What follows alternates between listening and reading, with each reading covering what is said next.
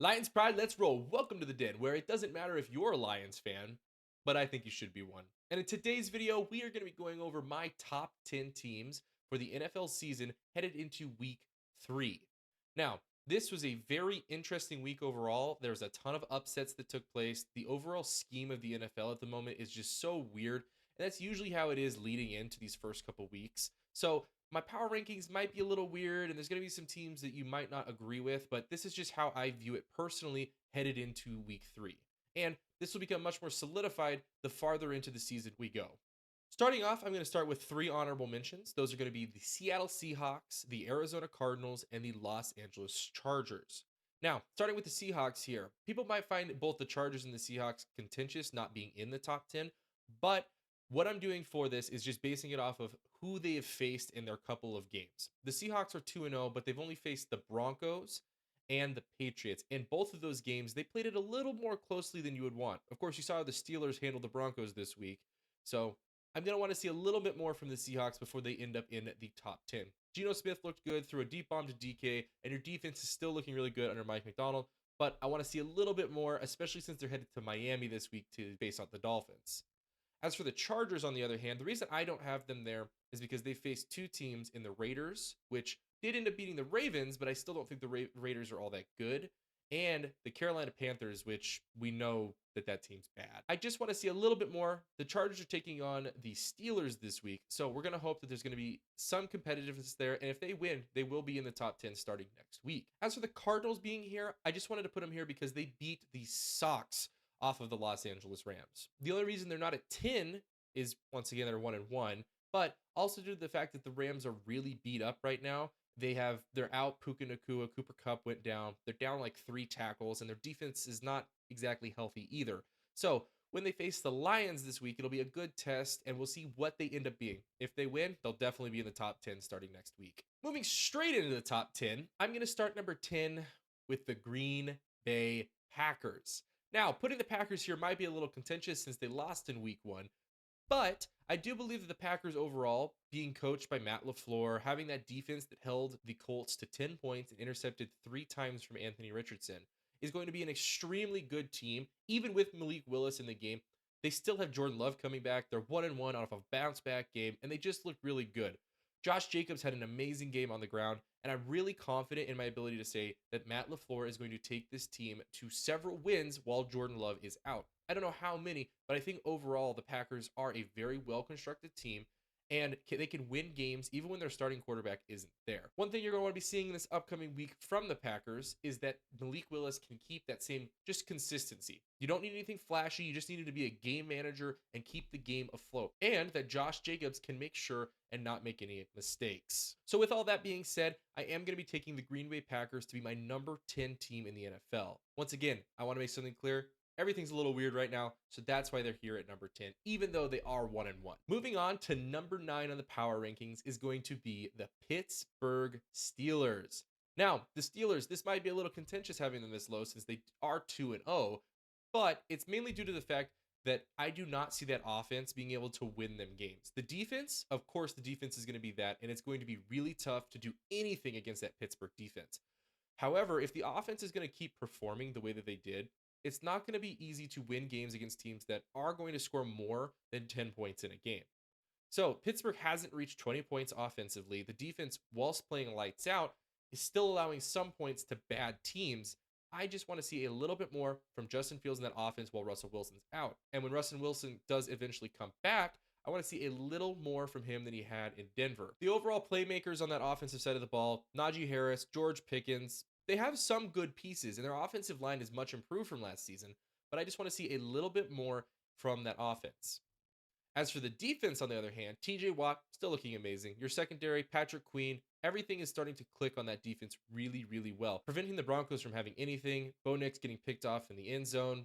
Just overall, that defense is going to take you to a lot more wins than you might think in the first place. So, with all of this being said, even with them being 2-0, I am going to be putting them at number 9 on the power rankings. Coming in at number 8 on the power rankings is going to be the San Francisco 49ers. Now, the Niners are a little bit of an interesting team, mainly due to the fact that they did lose this week, so they're a 1-1 team. But I think that team is still too skilled with a great head coach to put them any lower than this. The only thing that I debated on putting them lower for was the fact that they do have a ton of injuries like Christian McCaffrey and Debo Samuel, who are really big pieces of that offense. Of course, Jordan Mason still looked really good. Overall, the offense was able to get some production done. You just want a little bit more from Brock Purdy in the upcoming weeks. The defense, on the other hand, they still did really good. Fred Warner is a beast. He still intercepted Sam Darnold, but they ended up not double covering Justin Jefferson in a situation where you just absolutely have to. So, wanting to see that defensive play caller making a little bit better steps to preventing number one wide receivers, tight ends, whoever the individual who's receiving the ball is, from getting running yards. The Niners are going to hope for a bounce back game soon, but I think overall they'll be fine. They haven't won against the Vikings in Minnesota since like 1992, so this isn't a terribly odd thing to expect that they might lose against the Vikings. The Vikings are just one of those teams that they have the number for, so I'm not going to dock them too much for that. So, with all of that being said, I am going to be putting them at number 8 on the power rankings. Coming in at number 7 is going to be the Detroit Lions. Now, once again, having 1-1 teams on here, teams that have had a loss on the season, can be a little weird, especially when there's teams that are undefeated, but I'm mainly doing it as the competence of play and how they played. The reason I'm putting the Lions at 7, and this will be the last team on the list that is a 1-1, everybody else is 2-0. The main reason I'm putting them on at this spot is due to the fact that they outgained the Bucks on everything this week. Now, once again, the only thing they didn't was the points, so I'm just wanting to see a little bit more red zone efficiency from the Lions. Moving to the defense for this team, Aiden Hutchinson had 4.5 sacks. He was pressuring at an unbelievable rate. He's on the defensive player of the year like trajectory right now. So the defense looking really good. Holding the Bucks, who scored 37 against the Commanders, to only 20 is a really high achievement. The main thing we want to see there is just a consistency that we have not had in the past with a Lions defense. Chris Godwin got a ton of yards on this game. We did end up holding Mike Evans fairly well, but wanting to see those quarterbacks continue to develop, continue to communicate, and that defensive line could get people like Marcus Davenport back. DJ Reader can stay healthy, and Aiden Hutchinson continues to have that same sort of development that he's had throughout the season. On the offensive side of the ball, we do have some good news with this team. Amon-Ra St. Brown will be playing in the next game, most likely. However, the offense in totality for this game was just there's a lot of miscues. There was one play that I think should have been called back that shouldn't have been an interception, but Jared Goff throwing 2 interceptions, didn't have a great time, threw some balls that really should have been intercepted, and it just wasn't great. Ben Johnson played terrible. His play calling was horrendous in this game. Goff threw the ball 55 times. It doubled how many runs we ended up having. The one time we ended up running the ball in the red zone, we got a touchdown through David Montgomery. So, wanting to see a little bit more consistency from who's usually a good offensive play caller in Ben Johnson, and seeing that Goff is able to bounce back against the Cardinals in this next week. But with all of this being said, I still think they're too good of a team to put them any lower at the moment.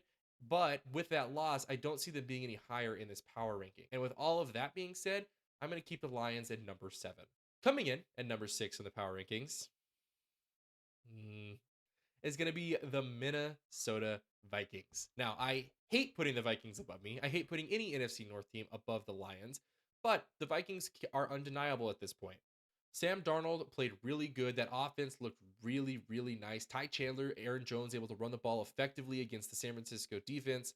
They did have one pick, but that's just Fred Warner making really good plays. They also had a 97-yard touchdown to Justin Jefferson from Sam Darnold.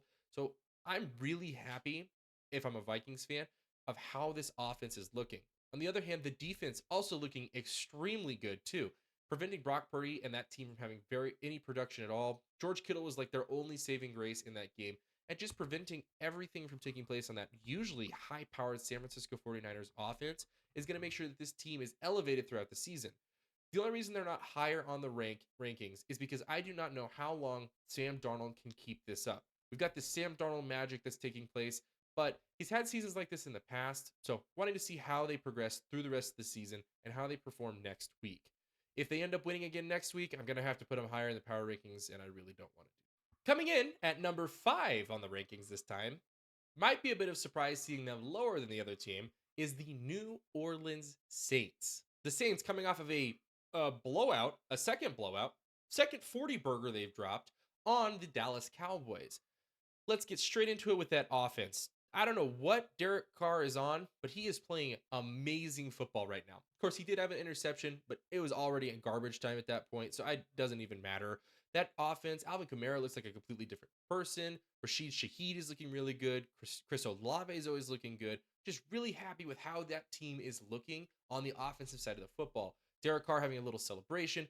This entire offense just looks like a completely different unit than it does last year. Their offensive coordinator, I don't know what the previous one was doing, but apparently this team is an elite level contender if they have the correct offensive coordinator on the team. As for the defense, I don't even know what to say. They held the Cowboys, who scored 33 points on the Browns, to 19 points total. With the Saints here, I have complete and utter confidence in their ability to just continue to win games. And with how Philadelphia looked against the Falcons, I am going to be taking the New Orleans Saints to win until they prove me that they're not dropping 40 damn points on every defense in the league.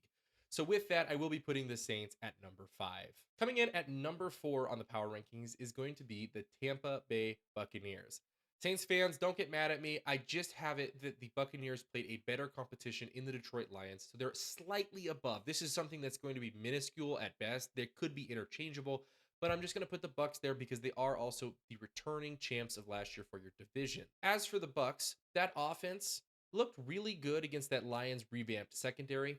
Baker Mayfield still threw for a bunch of yards. Chris Godwin, of course, was an unbelievable asset. You're going to want to see a little bit more from that rush offense, but I think it's because the Lions' rush defense is really, really good. On the other side of the football, the defense. I am really ecstatic to see how this defense continues to move. Of course, they did give up a lot of yards to the Lions, but the turnovers they were able to accumulate is going to help a lot if they can keep that sort of momentum going in their next coming games. Of course, they're playing Denver coming up, so I have no problem in assuming that they're just going to win that game outright. We're going to see past that point how they continue to progress and how they continue to keep winning throughout the season. With the defense, going to want to see that they can prevent quite as many yards from taking place in the actual games and hoping that they can just keep that momentum moving throughout the season. And I think they're a high contender, them and the Saints, of course, to win this division and get a really high seed come the end of the season. But with all of that being said, I do not want to put them any higher than the AFC since I think the AFC happens to be a little bit more competitive than the NFC. With all that being said, though, the Bucs are going to be my number 4. Coming in at number 3 on my power rankings is going to be the Houston Texans. Now, this is also a bit contentious depending on how you view it. I think that the Houston Texans did a very good job against the Chicago Bears. That offense was able to outscore, may not have got to 20 points, but that Bears defense is really, really good. As for the defensive side of the ball, they held Caleb Williams in that offense to only 13 points, made Caleb Williams really uncomfortable, even though the offensive line for the Bears is just not that good. I still think that their offense and defense can be very, very well equipped throughout the season. CJ Stroud was still able to sling it, may have got sacked a couple times, but he was overall really efficient last night against a defense that's super, super, super good.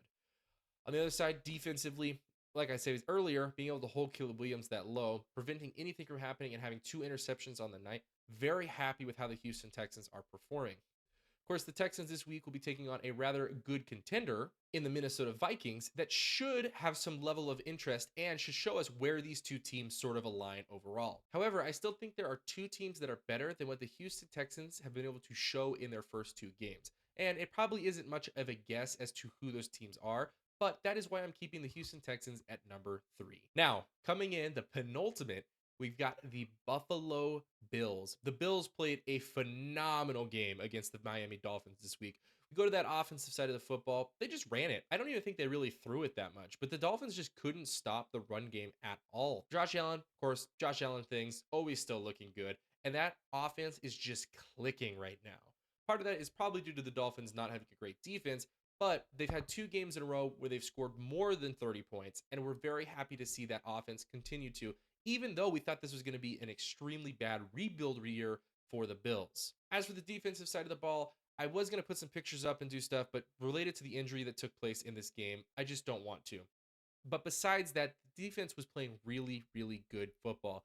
3 interceptions on Tua before he went down, and of course, they were able to prevent the Dolphins from scoring any more than 10 points.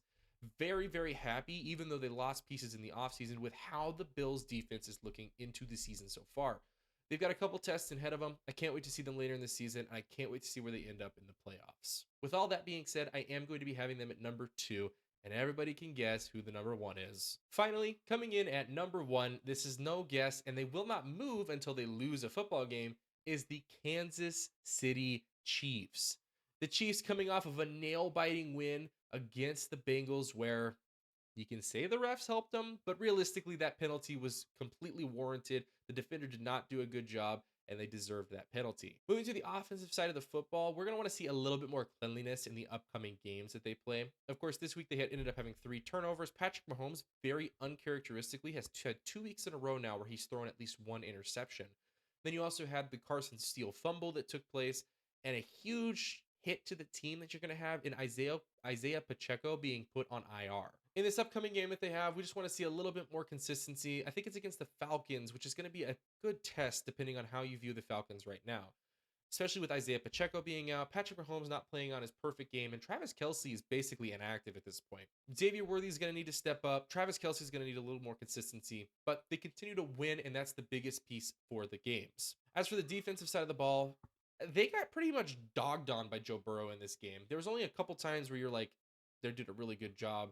Somebody got burnt really early. We want to see a little bit more consistency in this upcoming game against the Falcons and just make sure that this defense is able to keep that same sort of fire they had throughout the entire last season. Overall, though, the Kansas City Chiefs are unbeaten. They are returning Super Bowl champions for 2 years in a row. I cannot put them any lower than 1 until they prove that they are not the number 1 team in the NFL. So, just to recap real quick, we've got the Chiefs at 1, Bills at 2, Texans 3, Bucks are 4, 5 is Saints, 6 for the Vikings, Lions are going to be 7, the 49ers are 8, Steelers are 9, and the Packers end up at 10. What do you think of my overall power rankings? How do you think that they line up actually? Do you have any disagreements? Do you think I have good points related to why teams are they are where they are?